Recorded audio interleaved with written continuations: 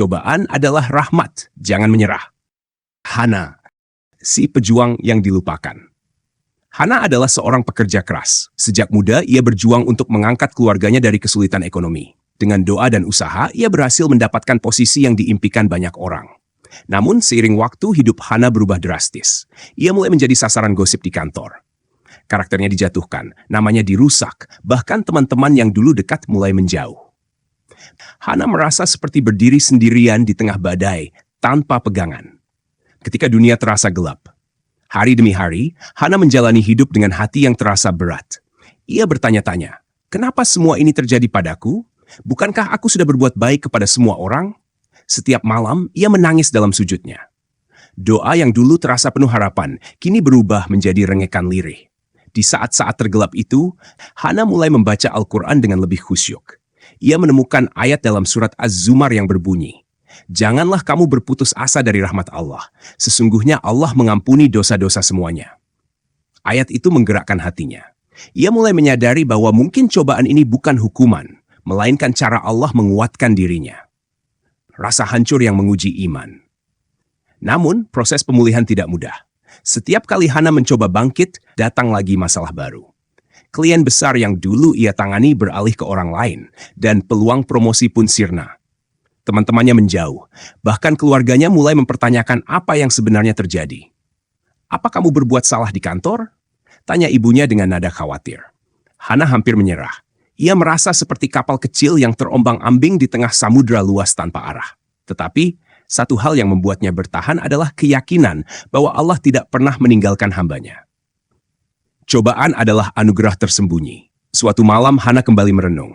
Ia teringat sebuah ceramah yang pernah ia dengar. Ketika Allah menghancurkan hatimu, itu bukan untuk menyakitimu, tetapi untuk mengosongkan tempat yang selama ini diisi oleh dunia, agar hanya ada Allah di dalam hatimu. Kata-kata itu seperti menampar kesadarannya. Hana mulai melihat cobaan ini sebagai cara Allah membersihkan jalannya dari hal-hal yang tidak baik. Ia mulai berhenti berharap pada manusia dan menyerahkan semuanya kepadanya. Ia memperbaiki niatnya dalam bekerja. Alih-alih mengejar pujian, Hana mulai bekerja dengan ikhlas. Ia berbuat baik tanpa berharap imbalan, dan perlahan hatinya terasa lebih ringan. Menjadi lebih kuat dan ikhlas. Beberapa bulan kemudian, perubahan mulai terlihat. Walaupun posisinya di kantor tidak berubah, Hana merasa lebih damai. Ia mulai dikelilingi oleh orang-orang baru yang tulus mendukungnya. Yang paling penting, Hana merasa hatinya telah kuat. Ia tidak lagi takut akan pandangan manusia. Bahkan ketika cobaan baru datang, ia mampu menghadapinya dengan senyuman. Hana kini mengerti bahwa cobaan adalah rahmat tersembunyi. Ia bersyukur telah melewati masa sulit yang membuatnya lebih dekat kepada Allah dan lebih kuat menghadapi kehidupan. Setiap manusia pasti menghadapi cobaan, tapi ingatlah, cobaan bukanlah hukuman, melainkan cara Allah menunjukkan cintanya. Bagaimana kita bisa memaknai cobaan? 1. Jangan bergantung pada manusia.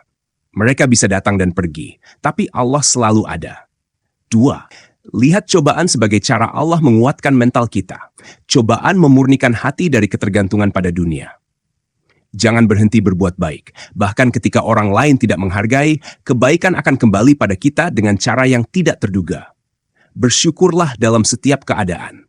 Bersyukur bukan hanya saat senang, tapi juga saat sulit. Apakah Anda sedang menghadapi cobaan yang berat? Ingatlah, di balik setiap kesulitan, ada rahmat yang menunggu untuk ditemukan. Bagikan cerita perjuangan Anda di kolom komentar. Karena siapa tahu, kisah Anda bisa menguatkan orang lain yang sedang menghadapi hal serupa.